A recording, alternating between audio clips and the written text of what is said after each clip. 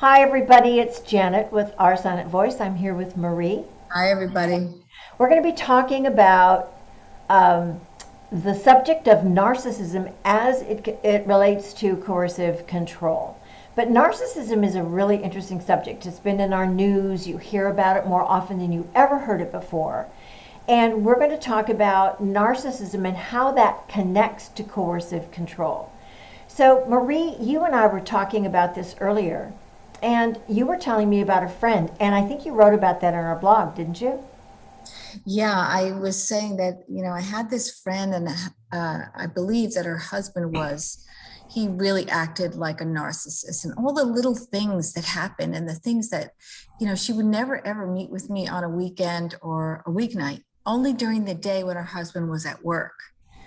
Things that I didn't really realize at first, but then when I added it all up, I thought, wow, and yeah, she was under his thumb, and it was really sad. So, It was how a was really she under his difficult thumb? I mean, situation.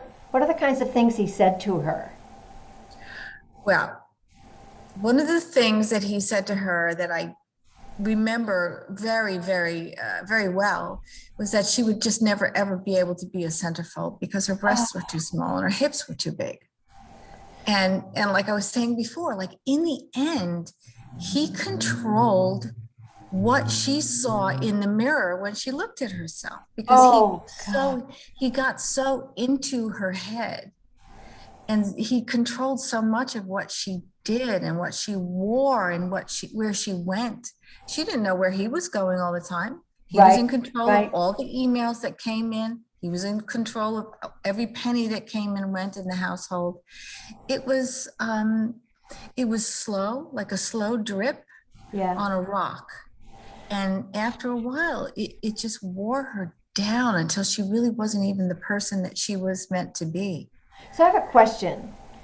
When did she know this was happening to her? Because there's a point at which you realize there's something not going right here. There's something, this is not right. Well, I think like so many people who are involved, and too, Janet, if you're involved with a narcissist, there are layers and layers. And she thought she was doing something wrong. So she took antidepressants. She was miserable because she was miserable, not because of anything he did, right? Right. And it went on and on and on. And she tried to get thinner, and she tried to be more cheerful, and until I think gradually she realized, and it took me some time to realize too, even though I was on the outside looking in, it took some time for me to understand that she might actually be in trouble. I was actually kind of worried about her Yeah. when I didn't hear from her for a Mm, couple of days at a time. crazy. So, yeah, so I wrote that also, that I wish had known then what I know now, which is I would have encouraged her really to build a network of friends, network of people that she could talk to, that she could Yeah. maybe even report a few things to a sexual hotline, a sexual abuse hotline.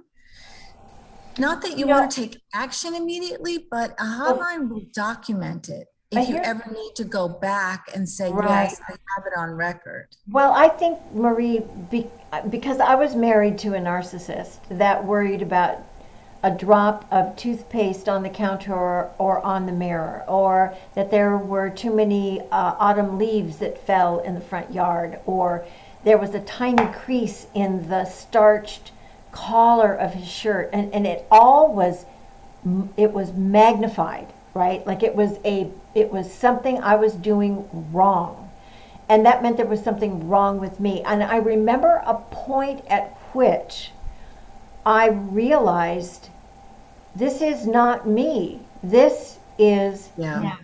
Now, it was after our second child. It was after he blamed me for the STD that he brought home from sleeping with somebody. That I was old, I think I was old enough to realize this is not, that something is going wrong here.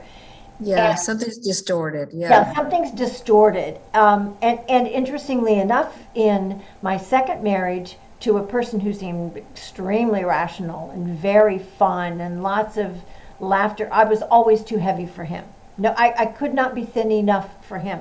There was something about that with him that came up frequently enough, like in the conversation around sex. But none of those things, even when I thought maybe we should have, with my first husband, we should have sex twice a day. Maybe that would make him happy. Or Yeah. maybe if I did this or that. None of that's reportable. Nothing makes them happy. No. So my And I point, think it's important to mention too, Janet, that when you're involved with a narcissist, it does not mean that you started out or that your personality was somehow flawed and you were a doormat. right. These narcissists are so charming Oh, and they're so so clever. smooth Oh, they smell and like they're so cookies. manipulative Yeah. that you don't see it coming. You don't, there's no advance warning. But I think the point is, if you're going to document, it's not going to be on a sex hotline, an assault hotline. It's going to be yourself. You've got to document it. In fact, I started documenting it with my second husband. This bizarre behavior. He started to steal from me, and there was some, what do you call that? A passive aggressive behavior. And Well, it's good to I didn't document it notice with a it. witness. But hold on.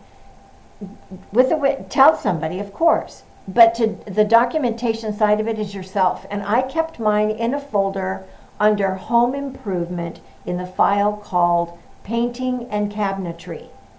And then within that file I had baseboards. In that file I saved all my documentation, because who would look under painting, cabinetry, and baseboards? Nobody, especially him. So I hid it, but I had everything documented: date, time, quote, reaction, quote, reaction, quote, reaction. When it came time for me to take action, I had that documented, and nobody is going to question that. But I don't think we can recommend that you call a hotline when your husband says your boobs are too small and your hips are too big and you'll never be a model. You know, you can't do that, but you can. Well, yes, you're right. And this is the subject of perhaps of our next blog about the First Amendment. You know, what's free speech and what isn't. You're right about that. But if it becomes threatening, if you feel frightened, then it is time to let somebody know. Oh, exactly. Absolutely, let somebody know. Let your kids leave the house and go to the library or go to a neighbor. You know, have certain things in place and think about a strategy, a safety strategy. Absolutely. Did your friend ever complain about him wanting more sex than she wanted, or wanted to have intimacy that was beyond her, that seemed dangerous to her? I think that he went outside the home for that stuff. And I think that she knew that. So in that kind of a situation where if these walls could talk, you know, then it's time to start finding a place to write all this down and to keep it, because the thing is, it's so insidious. I never saw the pattern until I started writing things down. When I started making lists, dates, times, things, quotes, I'll tell you, I began to see a pattern that was shocking. Right. Well, and I began to ask myself that, what should I do as a good friend? What can a friend do? And you can't interfere, but you know, you have to support the person as much as you possibly can. And then I think maybe you might think about, maybe if that happens with a friend, that you suggest that there be more than you as a friend, that there. Oh, absolutely. That's why I'm saying you need a network. Get her out of the house and talk with other people. Exactly. I think networks are pretty important. You know, when I think about how you get your message out, even if it's a message to grow your business, you have to grow the number of people that you're connected to. So we've discovered that with our business. When I started working on a network, my girlfriends didn't want to hear it because my husband was the good guy. He was the fun guy.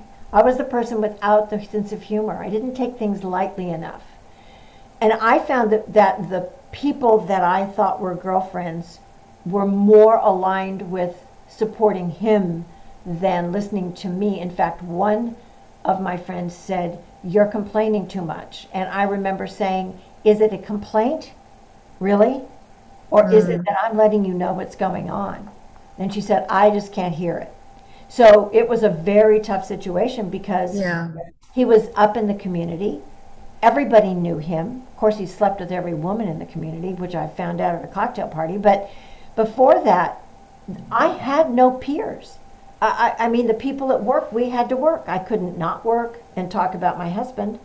So I think it can be really tricky, Marie. Oh, of course it can. It's so insidious, like you said, and it's so veiled in denial and in awful things that you don't even want to really speak about. Right. But the sooner you can really face them and, like you said, document them or get Yes. somebody to witness, get somebody who will listen and believe you. Well, when it happened in my second marriage, when things started going a little sideways, and I was cued because I'd been through it before. I was a little cued to it. I found my daughter was old enough, and I said, "Listen, I need to tell you some stuff, and we need to keep this together. You need to know what's going on." And she was already 5 years out of college and working, and she could hear it. And she was my partner. It was the most amazing relationship. She just jumped in as the strong woman that she still is and said, "Mom, we're going to do this together and we're going to get you taken care of. Don't worry." Now, before that, with my first husband, she was little. So when we went to a marriage counselor, my first husband convinced me that the counselor had a crush on me and accused me of having an affair with him. So we quit counseling. So there's a lot of stuff that coercive control and narcissists can bring into a relationship that can intimidate you from doing any of the things that even we have mentioned.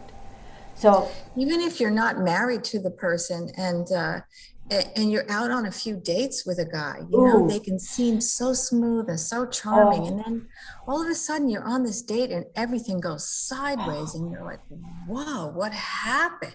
and when you go to the bathroom and leave your cell phone on the table, they can Oh, I never ever do that. I guess, airdrop from your phone to their phone. They can airdrop your entire contact list, so they know who you're talking to. There is now with technology that you and I can't even think about because we didn't even know what cell phones were when we were in college. There was no such thing.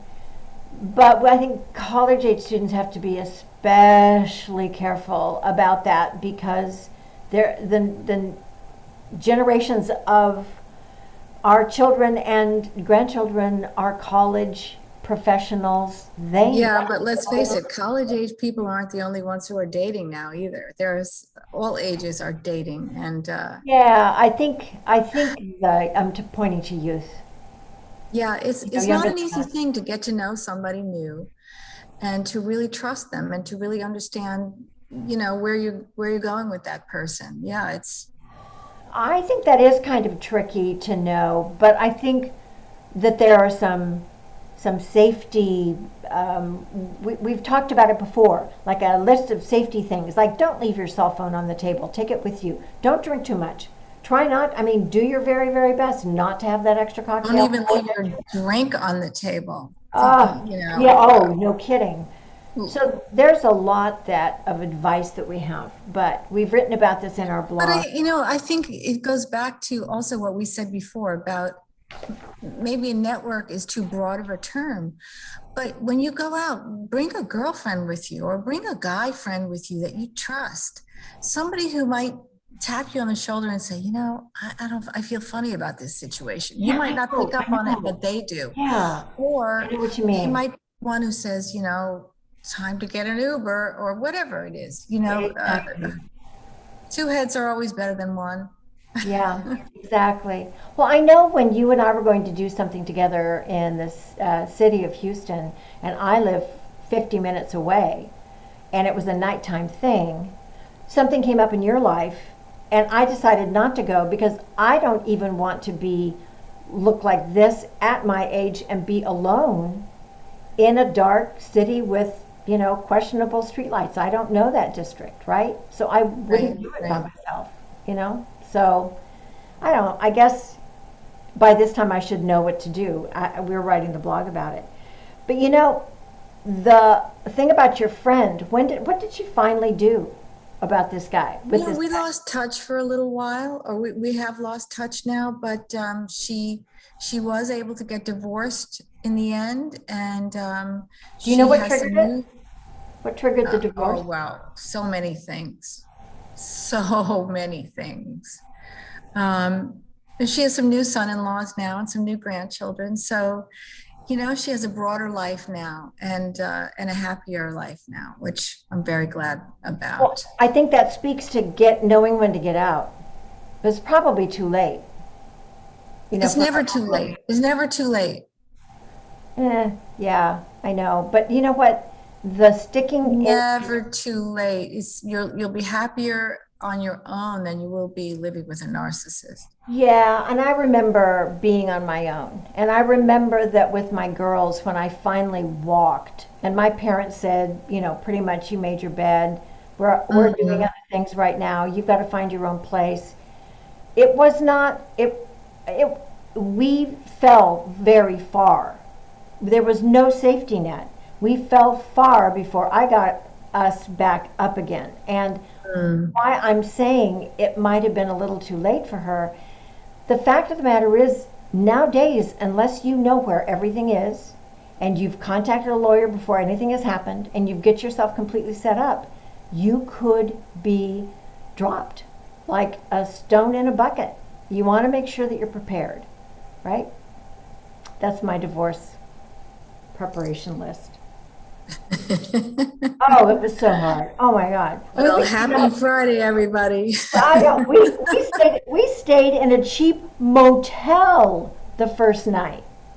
Oh Yeah. my God, it was scary. I know, but that's not about this thing. I just But look at you now. Look at you now. You've come through oh, it all. it only took And that's the real message. and 50 years later. You've learned a really hard lesson, Yeah, and and but you trusted again, you married again, you're happy. well, It can so happen. It happens. yeah, so you bring up a third marriage. So I think I probably need to say here, I've been married 3 times, which should tell you something about the trauma of my early life. The fact of the matter is, I have made it, but not everybody does. We want to make sure that everyone knows that there's a way out. And of course, the flag I wave is document it, document it, document it.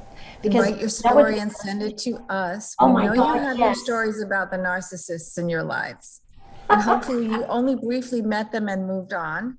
Oh, And you yes. can send us a little story. So tell us about your dates. We put in our newsletter some enticing new writing prompts to get you started to think differently about maybe think about your story. We are interested in, if you've been in the military, what happened in the military. If you're in college, what happened in college. If you were at work, what happened at work. We're kind of looking at Fierce, Brave, and Loud as a location.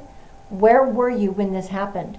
Church, club, camp, work. It happens everywhere, and it's not always dramatic. But if it feels wrong to you, it has affected that part of you that says, this is not right. There is something I need to do. And there's nothing better than writing your story and submitting it to oursilentvoice.com /submit and submit your story. Let us know if you want your story submitted. We'll help you edit it and we'll get you published. And you can Or just put your comments on Facebook or put your comments in the chat. Exactly. Let us know. Okay. We'd love to hear from you. This is it. We'll see you next week. Thanks. Marie. Bye-bye.